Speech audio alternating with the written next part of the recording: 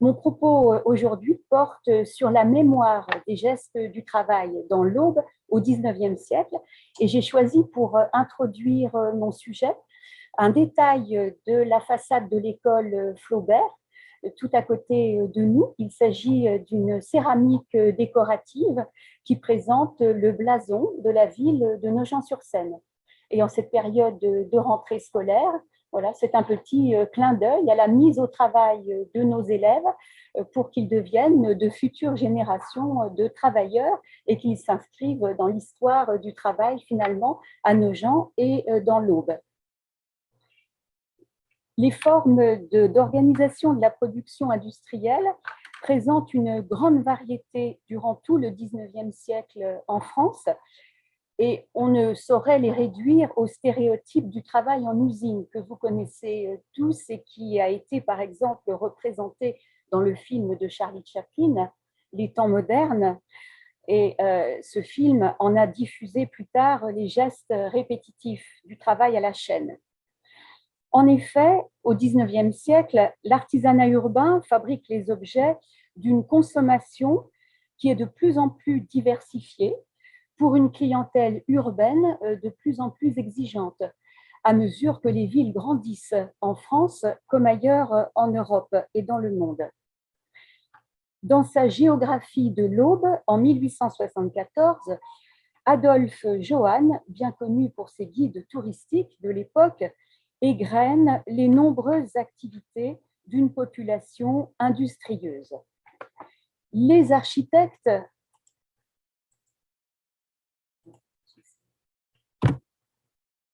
je vais passer à la diapositive suivante.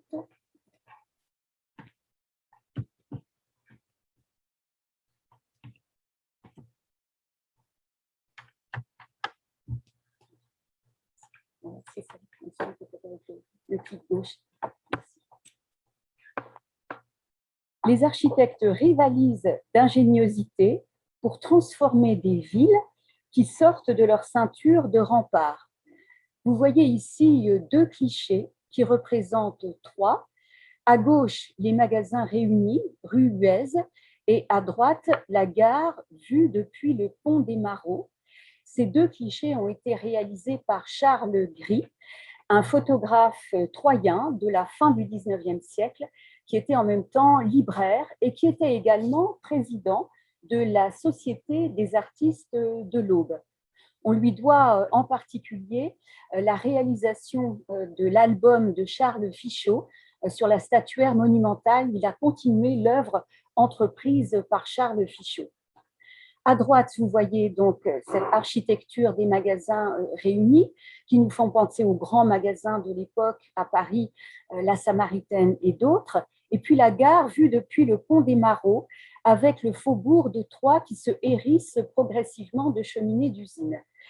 Et cette photo nous fait aussi penser à certaines paroles du géographe et anarchiste Élisée Reclus, qui dit qu'au XIXe siècle, les villes s'enlaidissent sous l'effet de l'industrialisation, que les faubourgs sont ceinturés d'usines avec de hautes cheminées qui répandent une pollution due aux machines à vapeur. La mécanisation se généralise en effet dans de vastes établissements textiles. Ici, vous voyez un cliché connu dans l'Aube, qui est la sortie de l'usine Mauchauffé vers 1910, cliché qui est conservé aux archives départementales de l'Aube. Ces établissements de bonneterie connaissent alors un essor absolument exceptionnel qui font de Troyes la capitale de la bonneterie, non seulement en France, mais également en Europe en 1914. La voie d'eau reste un moyen de transport privilégié jusqu'à la révolution du chemin de fer. Ainsi, Frédéric Moreau, le héros de l'éducation sentimentale, œuvre de Flaubert, dont nous commémorons cette année le bicentenaire de la naissance, Frédéric Moreau s'apprête à monter à bord du Ville de Montereau pour rejoindre le port de Nogent-sur-Seine. L'ancien port, au XIXe siècle, donc, se trouvait ici, en contrebas des Grands Moulins et de la halle située à peu près ici. Aujourd'hui, le port public de l'Aube se trouve en contrebas, un petit peu plus en aval, à quelques kilomètres sur la rive droite, tandis que l'autre port sur la rive gauche, qui a été pendant de longues années le port public, le port municipal de Nogent-sur-Seine, est devenu maintenant le port réservé aux activités de négoce du groupe Soufflet. Tandis que l'écriture donne vie à Frédéric Moreau dans l'imaginaire du lecteur, quais et embarcadères s'effacent aujourd'hui du paysage et avec eux la mémoire d'un pan entier de métiers, ceux de la navigation. D'autres branches industrielles sombrent également dans l'oubli. Alors qu'ils portent la mémoire du travail d'hommes et de femmes qui ont marqué l'histoire de notre commune, les vestiges de leur travail se dérobent à notre vue et perdent peu à peu leur sens. Alors, quel tableau peut-on dresser du travail industriel au XIXe siècle dans l'Aube? Nous commencerons par l'exemple de Troyes, avant d'évoquer celui bien différent de Nogent-sur-Seine. Mon objectif a été de rassembler les sources écrites et des sources orales pour vous les présenter et pour montrer qu'elles constituent un enjeu afin de mieux connaître l'histoire d'un patrimoine industriel d'une grande richesse dans cette région qui a vu grandir et s'épanouir les talents des sculpteurs Paul Dubois, Alfred Boucher et Camille Claudel qui sont mis à l'honneur dans le musée où nous sommes aujourd'hui.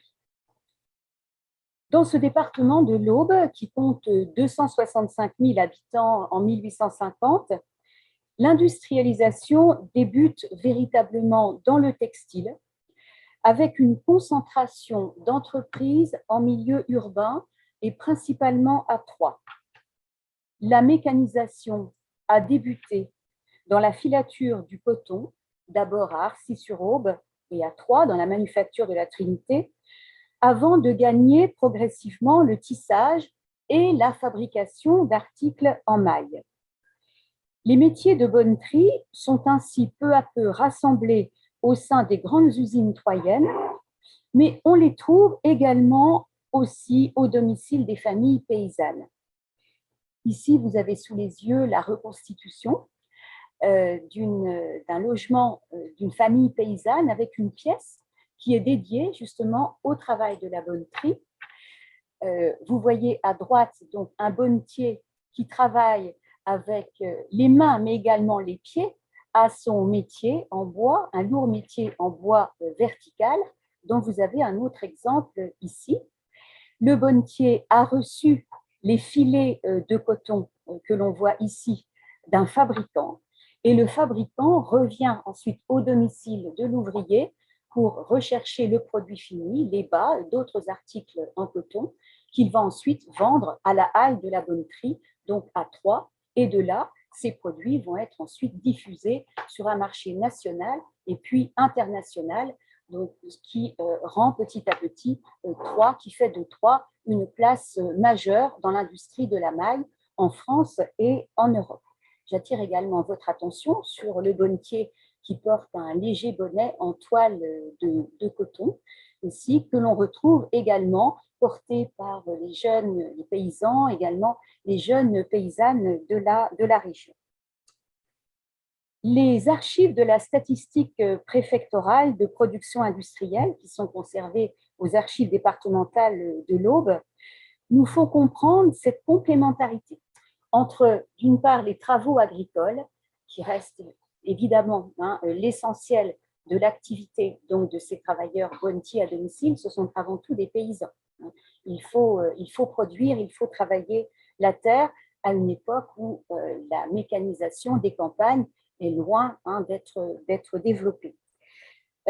Dans un rapport également qui est daté de juin 1836, la commission départementale de salubrité publique incite 37 000 ouvriers, à peu près, c'est le nombre auquel on peut les évaluer, donc un prolétariat rural, pourrait-on dire, à produire pour occuper la morte saison. Lorsque ces personnes ne sont pas occupées aux travaux des champs, en hiver, on les incite donc à travailler dans le textile. Alors, je cite un passage de ce texte. Imitez-les, donc quelques-uns de vos concitoyens. Faites aussi de la bonneterie. Fabriquez surtout des toiles communes. L'apprentissage en est facile. Le métier à tisser étant d'un prix peu élevé, vous n'aurez qu'une avance légère à faire pour vous le procurer. Alors, en réalité, il ne s'agit pas pour l'ouvrier bonnetier d'acheter un métier qui représente un coût très important, mais plutôt de payer un loyer, donc au fabricant qui met à sa disposition donc ce métier. Et ce loyer, effectivement, tempère aussi donc, le coût, alors le coût qui est payé, le coût de la marchandise, hein, donc payé à l'ouvrier. Le travail au métier, bien évidemment, présente un caractère discontinu dès que l'ouvrier retourne aux travaux des champs. Donc, dans la région, autrement dit, le travail de bonneterie représente une activité complémentaire au travail des champs. Mais si on regarde dans d'autres régions de France, par exemple le Jura, on s'aperçoit que les paysans, durant l'hiver, se livrent à des travaux dans le domaine de l'optique, hein, l'industrie de l'optique, à Gonrez, par exemple, dans le Jura et dans d'autres communes, constitue un apport hein, aux paysans durant la morte saison. Également, ce caractère discontinu s'explique non seulement par les travaux des champs, mais également par les fluctuations du marché mondial du coton, des politiques douanières qui varient et qui entraînent des ralentissements d'activité, ainsi que des périodes de chômage aussi qui sont plus ou moins dures et dont on voit les effets justement portés par écrit par les enquêteurs mandatés par le préfet de l'Aube pour faire un état justement aussi de la situation économique et du moral, pourrait-on dire, des chefs d'entreprise et des ouvriers.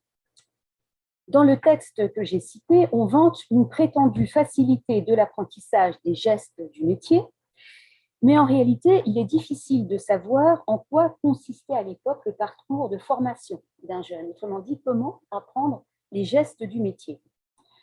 En effet, en dépit de la loi de 1851 qui en fait l'obligation, les contenus de formation sont rarement mis par écrit.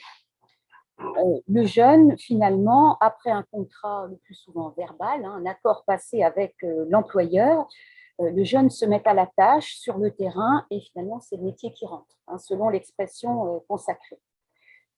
Quand je dis le jeune, les garçons, ce sont les garçons, mais les filles sont également employées à la bonneterie. Vous voyez ici à Troyes, à l'usine des Taucelles, des tricoteuses pour chaussettes. Donc la main-d'œuvre féminine est très importante. Elle a fait d'ailleurs l'objet d'une étude par une historienne américaine, Hélène Arden-Chenu, qui nous a permis de mieux connaître justement l'impact de la main-d'œuvre féminine sur l'essor de la bonneterie dans le département de l'Aube. Sous la Troisième République, cependant, le ministère de l'Industrie encourage la création d'un véritable enseignement technique. Et Léon Gambetta a particulièrement soutenu ce développement de l'enseignement technique à travers un ministère de l'Industrie et du Commerce qu'il a créé en 1881 et qui a été distinct du ministère de l'Agriculture. Et là, je me réfère aux travaux de Jean-Philippe Dumas, archiviste paléographe, conservateur en chef au ministère de l'Europe et des Affaires étrangères, et qui a publié en 2011 une biographie sur Gambetta, en insistant sur ce rôle majeur de Gambetta, pour qu'il était particulièrement important d'enraciner la République dans l'esprit et dans le cœur des Français. Et pour Gambetta, la République devait être proche des Français par le travail, c'est-à-dire être attentive au travail des gens, des simples ouvriers, être attentive à leur travail en les accompagnant dans leur formation, mais également lors des accidents du travail. Les accidents étaient fréquents, les machines n'étaient pas sécurisées à l'époque. Un geste de travers, une courroie qui pouvait lâcher sur une machine tournant à grande vitesse, sur une poulie, et l'accident du travail était là. Et grâce au ministère du Travail, à l'impulsion de Léon Gambetta, une loi sur les accidents du travail a pu être votée en 1898. Donc, c'est dire le rôle moteur de l'État sous la Troisième République en faveur justement du travail, des gestes du travail au quotidien, depuis le jeune âge, depuis l'apprentissage jusqu'aux ouvriers adultes. Le Congrès national de l'apprentissage à Roubaix a eu lieu en 1911 et grâce à toute cette impulsion de la Troisième République, la loi Astier a pu être votée en 1919, n'est-ce pas, c'est-à-dire un petit peu après la Première Guerre mondiale. Et cette loi Astier a institué le CAP, c'est-à-dire le certificat d'apprentissage professionnel. Alors, également, des travaux intéressants ont été réalisés sur le sujet par le musée Aubois de l'histoire de l'éducation à Troyes, qui donc, est une base de données concernant donc, la formation et l'éducation dans le département de l'Aube. D'autre part, des ouvriers de bonne tri, tels que ceux que vous voyez là, donc là j'ai choisi un cliché pris à Romilly-sur-Seine en 1903, ces ouvriers n'hésitent pas à perfectionner leur outil de travail avec ingéniosité, en essayant de voir un petit peu au jour le jour quelles améliorations ils peuvent apporter à leur outil de travail pour un meilleur rendement, mais également pour une meilleure sécurité. Ce fut le cas, par exemple, d'Auguste de la Rottière à Troyes, avec le métier rectiligne à diminution pour les bas. Il a ainsi résolu l'épineux problème du remmaillage. Lorsque les mailles filaient, ça signifiait qu'on perdait du temps et qu'il fallait donc interrompre le travail de la machine pour remmailler donc le tricot en maille. Et donc, de la Rottière a réussi à pallier ce problème et il a tant marqué l'industrie locale dans l'Aube que la Société académique de l'Aube a proposé en 1867 d'élever une statue à son nom. Donc là, on retrouve, et je me tourne vers Cécile Bertrand, on retrouve la statuaire qui met à l'honneur les grands personnages donc, qui ont œuvré pour le progrès technique ou le progrès dans tous les domaines au XIXe siècle et dont les statues se trouvent sur des places publiques dans toutes les villes de France. Forte d'une mécanisation qui est toujours plus poussée, la filière de la bonneterie décline un éventail de production en grande série qui s'étend du luxueux bas de soie, une spécialité de Troyes, on pourrait-on dire, jusqu'aux accessoires les plus courants, dont le bonnet de coton que j'évoquais tout à l'heure fait partie. La sculpture d'Alfred Boucher, la faneuse en 1897, présente dans les collections du musée de Nogent, en est ainsi une illustration. La paysanne, la jeune paysanne qui s'appuie sur une fourche, porte la coiffe que l'on appelait à Nogent une marmotte. Alors, je ne l'ai pas fait figurer là dans le diaporama pour que vous ayez le plaisir de la découvrir ou de la redécouvrir dans les collections du musée de Nogent. Dans cette ville de Nogent, qui atteint 3500 habitants au temps de l'adolescence de Camille Claudel, on ne relève ni activité textile, ni concentration manufacturière, exigeant, je cite le sous-préfet de l'Aube dans un courrier du 17 janvier 1861, l'emploi d'un grand nombre d'ouvriers et d'enfants. Mais à la croisée des routes, les faubourgs de Nogent se densifient. Sur ce plan d'urbanisme édité par la ville de Nogent-sur-Seine, vous pouvez voir justement ici donc le faubourg de Troyes, qui est à la croisée donc, de la route impériale puis nationale numéro 19, donc de Paris à Troyes et au-delà à Mulhouse. Ici, il s'agit d'une route de moindre importance qui partait de Tonnerre pour arriver à Nogent, qui permettait l'apport à Nogent, en particulier du vin de la région de Chablis, qui était ensuite acheminé par bateau jusqu'à Paris par la Seine. Et les tonneaux, on pourrait dire, n'avaient qu'à rouler finalement le long de la route ici jusqu'à l'entrée de Nogent en passant par la rue des Tapeauvins et directement tout droit jusqu'à la Seine, où aujourd'hui le passage à proximité du pont est bouché, à proximité de la maison de la Turque. Mais avant, il y avait un passage comme un petit tunnel, un accès à la Seine qui permettait de charger directement les tonneaux sur les embarcations et ils descendaient jusqu'à Paris. Voilà, donc ce faubourg de Troyes s'est beaucoup développé. Je reviendrai sur une activité tout à fait particulière et intéressante, méconnue, qui s'est développée dès le début du 19e siècle. Ici, vous avez le faubourg des Ponts de l'autre côté de la Seine, donc après avoir passé le pont Saint-Edme. Ensuite, vous avez ici, un petit peu en aval du centre-ville de Nogent, ce qu'on appelle le faubourg Béchereau, dans la bien connue des Nogentais, qui dessert la route qui mène à La Motilly, Montreux, Sens en particulier.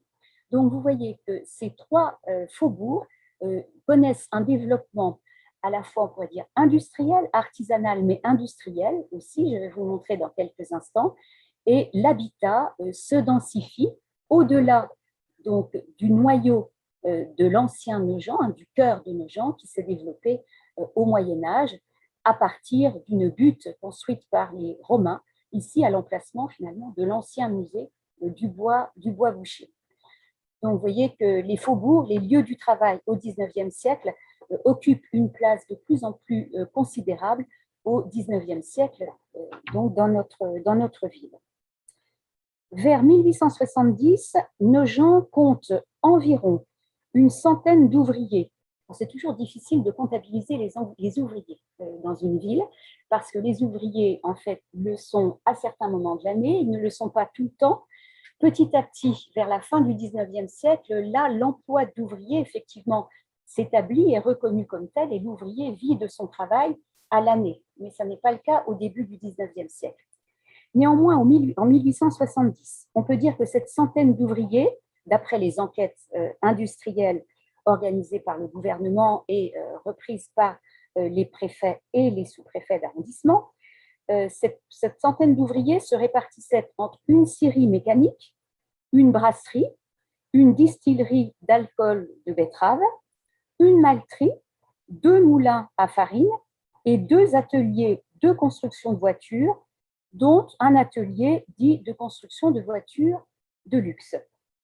Et l'un de ces ateliers de construction de voitures est bien connu aujourd'hui des Nogentais, puisqu'il s'agit du garage Corbin, l'ancien garage Renault Corbin, qui est sur le point d'ailleurs de fermer, et qui se trouve en bordure donc, de cette ancienne route nationale 19, devenue aujourd'hui l'avenue du Général de Gaulle. Vous en voyez ici l'entrée, donc j'ai pris la photo il y a quelques mois. À l'intérieur de cet atelier qui est tout à fait intéressant, qui portait une couverture donc en tuiles, mais qui a été ouverte pour laisser place à cette verrière de type Eiffel, avec des rivets vraiment de l'époque de Gustave Eiffel. Donc cette verrière est particulièrement intéressante. Elle permettait un éclairage zénital favorable à l'activité de construction de toutes sortes de véhicules, choisis par une clientèle aisée sur catalogue. Donc, la famille Corbin possède encore des archives particulièrement intéressantes, des catalogues présentant des modèles extrêmement variés, donc on pouvait construire sur place à la demande du client. Également, la famille possède encore d'anciens outils, donc qui témoignent d'une activité qui était en fait à l'origine une activité de charron. C'était une famille de charron qui s'était établie là, la famille Garnier, puis la famille Garnier-Corbin, et qui s'est installée donc à proximité de cette route qui était particulièrement passante et dont le trafic n'a cessé de se développer dans le courant du XIXe siècle. À droite, vous voyez ici Madame Corbin, décédée donc il y a peu de temps, et qui m'avait fait une démonstration de l'usage de cette pompe de marque britannique fabriquée dans une usine de Sheffield, ce qui montre aussi le passage d'une activité de charron où on fabriquait des roues en bois avec un cerclage en métal, avec un bandeau métallique.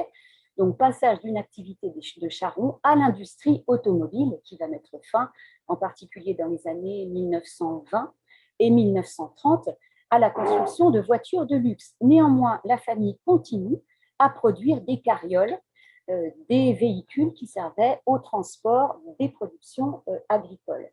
Donc, c'est tout à fait intéressant de voir justement l'évolution à Nogent de l'activité automobile, finalement, avant les grandes usines automobiles qui vont se développer, en particulier dans la région parisienne. À l'arrière de l'atelier dont je vous ai montré donc l'intérieur, se trouve un deuxième bâtiment qui était l'atelier de fabrication des véhicules, plus spécialement derrière cette verrière, c'était l'atelier du forgeron et du menuisier. Donc c'est ici que l'on fabriquait les roues et le cerclage en métal des roues. Il subsiste encore une forge qui est restée dans son jus, pourrait-on dire. Je ne vous en ai pas présenté de photos parce que j'attends que l'atelier soit complètement débarrassé de tout son matériel de garagiste pour faire bien apparaître justement le matériel ancien. Et donc, de l'autre côté donc, de cet atelier se trouvait l'atelier du menuisier qui réalisait les moyeux, les rayons et les jantes, donc des roues en bois. Et ce que vous voyez contre le mur de cet atelier, c'est le bassin qui servait à cercler les roues, c'est-à-dire qu'une fois que la roue était prête, que le bandage donc métallique était prêt, on fixait le bandage sur la roue et pour que le bandage tienne, on plongeait en fait la roue dans ce bassin et le bandage métallique se rétractait sous l'effet justement de l'eau froide et il était fixé à la roue.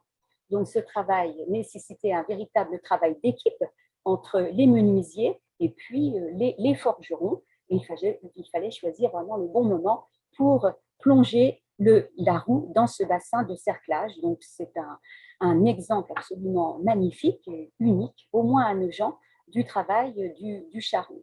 Les rivets sont encore en place, ce bassin de cerclage n'a jamais eu la moindre fuite d'eau et il était alimenté par une gouttière qui a été refaite depuis, que vous voyez ici. Ici, vous avez une vue latérale donc, de cet atelier. Vous voyez donc les surfaces vitrées importantes. Et puis ici, donc la toiture en verre, dont je vous ai montré une autre vue tout à l'heure. Ensuite, l'industrie gagne les bords de Seine, c'est-à-dire en particulier le faubourg des Ponts, que je vous ai montré tout à l'heure. Et plusieurs usines hydrauliques s'établissent au quai des Granges et dans l'île des Écluses, que vous voyez ici. À gauche, il s'agit d'un document qui m'a été aimablement communiqué par Françoise et Maurice Roger, membres de l'association justement Patrimoine de Nogent. Archive qui est un plan donc, établi par un notaire de Nogent, maître Sabatier, et qui présente à droite une scierie, ce bâtiment tout en longueur, qui fonctionne grâce à des moteurs hydrauliques avec une prise d'eau dans la Seine. La légende de ce plan fait apparaître aussi les personnes qui y travaillaient, en particulier les scieurs de long, mais également des tourneurs sur bois. Donc nous avons une idée justement des gestes du travail qui étaient effectués à l'intérieur donc de cette scierie.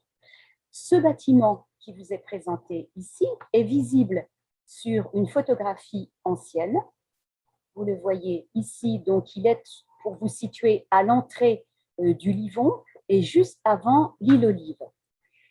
Sur cette île des Écluses qui est représentée sur la photographie, vous voyez également une certaine densification du bâti et ici à gauche, ce qu'on appelle la brosserie Le Loir Frères, une brosserie qui a été construite en 1890 par deux frères qui avaient déjà des usines à Paris et dans le département de l'Oise.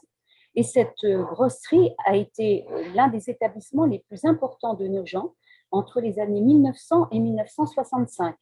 Elle a employé jusqu'à une centaine d'ouvriers, principalement des femmes, qui travaillaient dans ce bâtiment principal, utilisant aussi des moteurs hydrauliques à l'aide d'une prise d'eau dans la Seine, que l'on voit un petit peu ici. Et les femmes travaillaient également dans d'autres ateliers qui étaient abrités finalement dans des logements, hein, des habitations. Je vais vous les montrer juste après.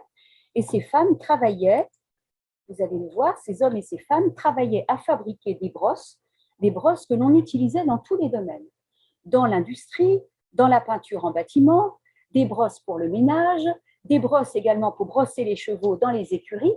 Donc, ce qui faisait une gamme de produits dont on n'a pas idée aujourd'hui, certains usages ayant aujourd'hui disparu. Vous voyez par exemple ici une corbeille qui contenait des pinceaux. Donc, le travail de ces hommes et de ces femmes était de préparer le bois, de tourner le bois, de le blanchir, de le poncer, mais également de préparer des soies naturelles puisqu'on travaillait à l'époque uniquement avec des soies naturelles, donc de les préparer, de les blanchir.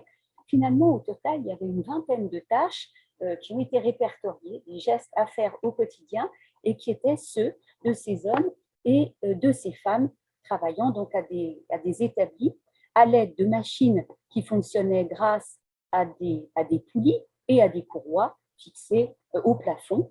Et donc, vous voyez déjà l'industrialisation bien avancée de cette entreprise donc de brosse et pinceau le Loir. Donc, finalement, nous pouvons dire que sur l'île des Écluses, il y avait une véritable filière bois, une industrie du bois, finalement, qui s'était développée et qui tenait une importance, une grande importance dans les années 1900 et au-delà à Nogent, juste à proximité des grands moulins. Donc finalement, dans ce lieu de Nogent-sur-Seine, nous avions à l'époque une véritable zone d'activité industrielle. Voici ici un autre cliché où là, vous ne voyez que des femmes à leur machine, justement, avec l'atelier vitré donc, qui donne sur la Seine, sur le bief qui conduit au moulin. Et ici, un ouvrier, on comptait à peu près 14 ou 15 hommes et une grande majorité de femmes, donc qui va être probablement en train de transporter une corbeille chargée de manches, de morceaux de bois qui vont être transformés dans une autre partie de l'entreprise. Alors, j'ai choisi ici un cliché de la collection du fonds Charles Gris qui compte 300 clichés qui ont été numérisés aux archives départementales de l'Aube. J'ai choisi ce cliché parce qu'il représente un cheval de bois et les enfants, donc Bernard et Robert Gris, monsieur et madame Gris ont eu 5 enfants et ce cheval de bois est bien emblématique de l'industrie du jouet qui était également présente à Nogent. On transformait aussi le bois pour les jouets. Et la fabrique de jouets, donc située à proximité de la brosserie, employait 25 salariés dans les années 1890. Ensuite, toujours dans l'île des Écluses, on trouvait chez Rodolphe et Debain 24 employés occupés à la confection des pièces détachées d'orgues et de pianos dans une usine à vapeur qui occupait une surface de 4000 m². On acheminait ensuite tous ces éléments d'ébénisterie par la Seine jusqu'à Paris et l'on procédait à leur montage dans les ateliers rue Chaligny, dans le 12e arrondissement. L'entête des courriers d'entreprise est revêtue de médailles d'exposition qui sont signalées ici, cette médaille d'or obtenue en 1889 et l'autre à l'exposition universelle donc de 1900. Et ces distinctions, finalement, ne pouvaient que séduire une clientèle bourgeoise. Là, je ne peux que faire référence à Césarine Birotteau dans le roman de Balzac, qui jouait du piano et qui s'exerçait peut-être sur un piano fabriqué dans les établissements Rodolphe et Debain. À Nogent, on indique que l'usine était à vapeur, tandis que les magasins et bureaux dont se situait principalement à Paris, dans le 12e arrondissement. Ces établissements, d'une certaine importance, s'insèrent localement dans un tissu de petites entreprises agricoles et artisanales. On en trouve une liste dans le répertoire des noms et professions par commune que j'ai pu consulter pour l'année 1880 aux archives de l'Aube. Et parmi 339 mentions, on trouve 33 citations pour des cultivateurs et des jardiniers. Et là, les jardiniers, c'est aussi une spécialité de Nogent. Et là, je pense au tableau que vous connaissez probablement d'Émile Boswillwald, qui représente un jardinier en train de bouturer des géraniums, emblème un petit peu de Nogent, évoqué par Flaubert pour orner la maison de la Turque. On trouve également 127 artisans, dont des menuisiers, des bourreliers, des corroyeurs qui travaillent le cuir.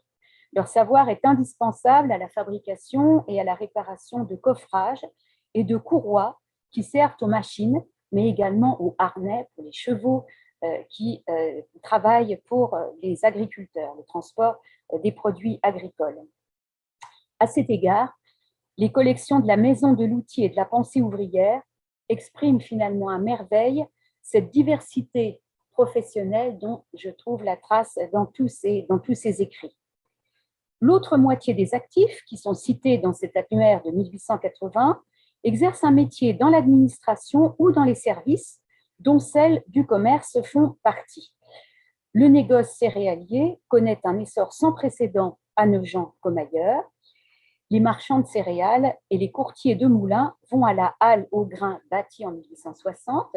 Vous la voyez ici, la photographie a été prise depuis la tour Saint-Laurent, donc de l'église de Nogent.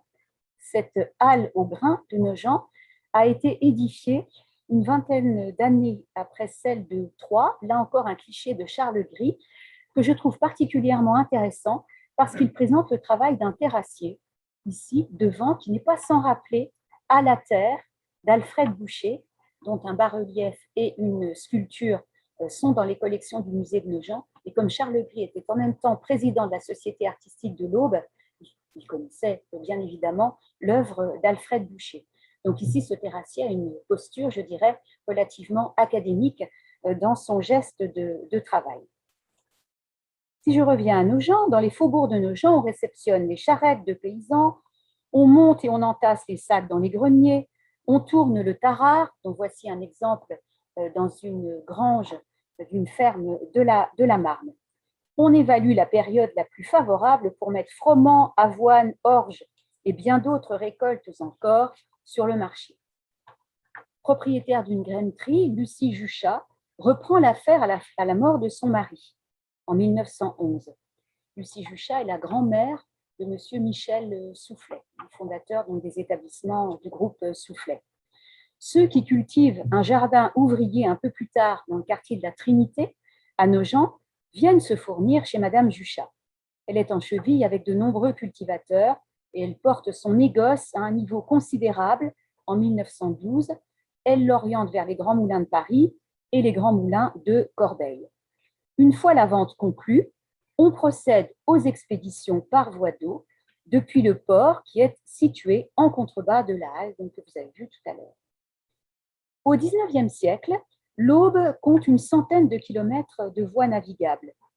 Aussi, la Seine est-elle sillonnée d'embarcations qu'une soixantaine de mariniers nogentais conduisent à bon port en dépit des risques. Ici, j'ai choisi un dessin aquarellé d'Henri Wathelet de la Bibliothèque nationale qui présente donc le faubourg des Ponts à Nogent, le pont Saint-Edme ici, et ses embarcations caractéristiques de Nogent-sur-Seine, avec leurs proues légèrement relevées pour mieux passer les barrages à aiguilles, les pertuis dangereux encore à l'époque, et acheminer toutes sortes de marchandises à Paris. Et ces embarcations, je les ai retrouvées lors d'une exposition présentée au Petit Palais à Paris en 2017, les dessins de Watteau à David. Vous les revoyez ici. Il s'agit d'un projet de jeton pour la chambre au denier, donc dessiné par Edme Bouchardon, une sanguine qui a aussi l'avantage de nous présenter en détail donc, cette embarcation de la navigation fluviale avec sa couverture ici, donc, pour protéger hommes et marchandises dans leur navigation jusqu'à Paris. Mais pour ce qui relève de la manutention des marchandises, les sources dont on dispose à Nogent ne chiffrent pas la main-d'œuvre, on évalue plutôt le degré d'activité, si la navigation fluviale se porte bien ou si au contraire elle est plutôt ralentie, voire inexistante pour différentes raisons. La navigation et la charpente de marine occupent environ 240 Nogentais avant l'apparition du chemin de fer, donc ce qui est considérable, mais la révolution du transport à vapeur entraîne petit à petit le déclin de la batellerie traditionnelle et du halage aussi sur les berges. Puisque les chevaux ne tirent plus de bateaux, avec la disparition donc, du halage, c'est le métier de cordier qui disparaît aussi petit à petit. Et le métier de cordier, la fabrication des cordes qui permettaient donc aux chevaux de traîner, de tirer les péniches donc à la remonte, ce métier disparaît. Mais il faisait vivre des familles qui étaient logées dans les faubourgs. Il s'agit du faubourg des Ponts, l'actuel pavillon Henri IV par exemple, ou bien le faubourg, en particulier la rue Jean Jaurès, qui s'appelait auparavant la rue des Cordiers. Donc c'était une activité pratiquée à domicile, justement par des ouvriers qui, pour certains, travaillaient également au champ le reste de l'année. Donc activité qui disparaît Et elle consistait à tordre des fibres issues du chanvre qui étaient cultivées dans la région. Quelques emmarchements et rampes d'accès à la Seine subsistent à l'état de vestige de cette forme de navigation sur la Seine qui s'est définitivement éteinte. Au contraire, et malgré leur impact modéré sur l'emploi industriel total, avant d'y arriver, je voulais vous montrer également une croix de marinier aussi présent au cimetière de Nogent, donc un symbole du patrimoine funéraire de cette corporation. L'industrie, les sites de l'industrie céréalière témoignent elles aussi d'une nouvelle organisation de l'espace de travail vers 1900. Magistrale, comme vous pouvez le voir ici sur cette lettre en tête de 1913, l'empreinte de ces constructions nouvelles s'inscrit durablement dans le paysage de Nogent. Les grands moulins de Nogent, que vous voyez ici donc dans la version architecturale que vous connaissez, ont été édifiés en 1908 sur les fondations d'un ancien moulin qu'un incendie a détruit en 1907, en décembre 1907. C'était la société Sasso Frères qui en était propriétaire depuis 1904 et Paul Sasso, Léon Sasso l'avait reçu en donation de leur père, Pierre Sasso, qui l'avait acquis en 1880. Et Pierre Sasso, qui avait déjà l'expérience de l'industrie de la minoterie dans la Marne, avait modernisé donc les mines de Nogent en y investissant des capitaux considérables. Ses fils ont agi dans le même esprit de progrès et d'ouverture aux techniques les plus pointues qui étaient en particulier employées à cette époque en Allemagne du Nord. L'industrialisation a permis de décupler les capacités de la nouvelle minoterie qui l'élève à une production de 25 000 tonnes de farine par an en 1913.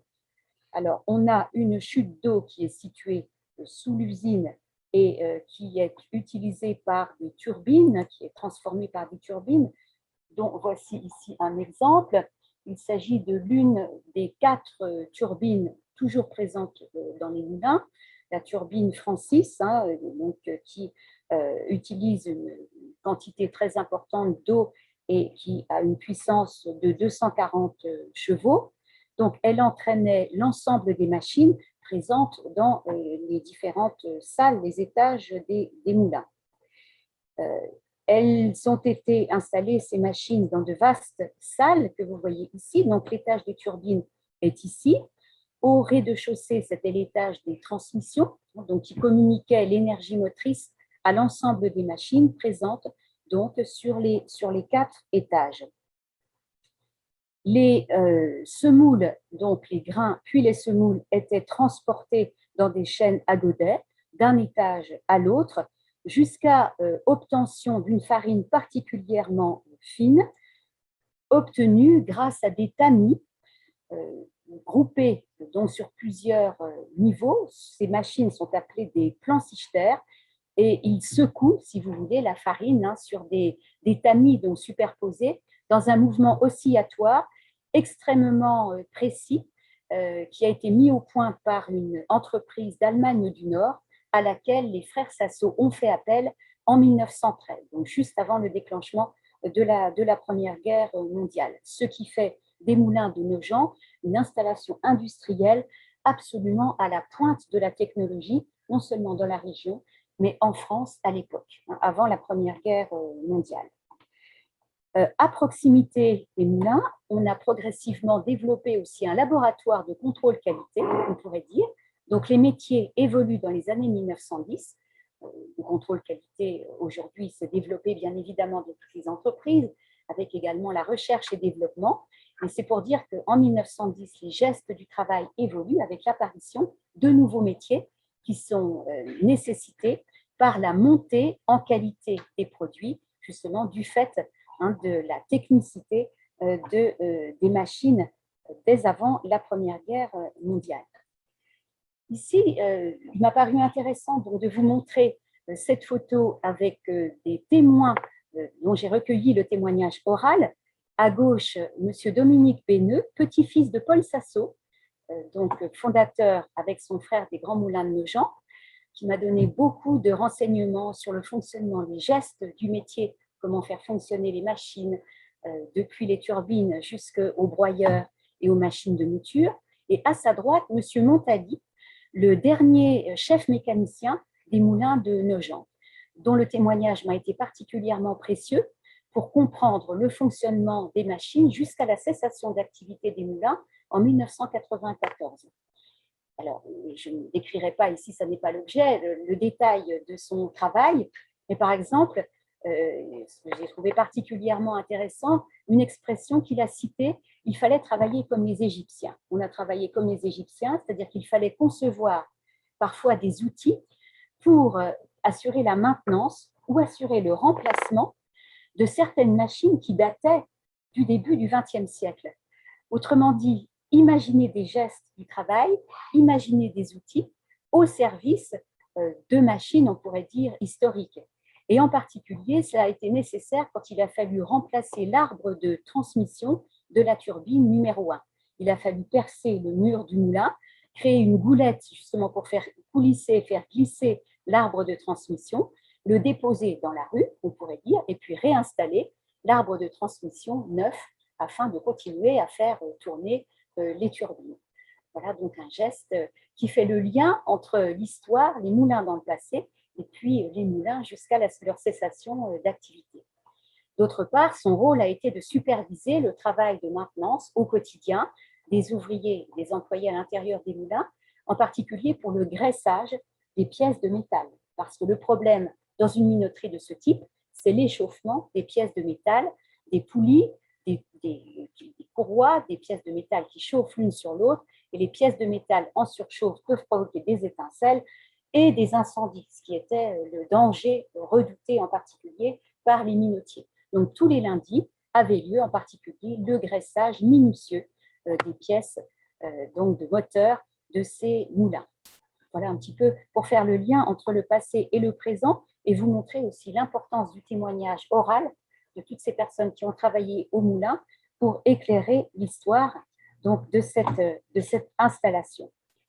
Également, pour éclairer l'histoire du travail à Nogent, j'ai pu recueillir le témoignage donc, de la mère de M. Dominique Béneux, Madame Béneux, dans les années 1990.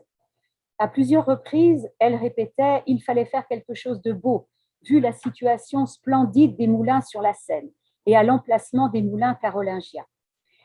Parole qui était une allusion à l'édit du IXe siècle qui cédait les revenus des moulins aux abbés de Saint-Denis à l'époque.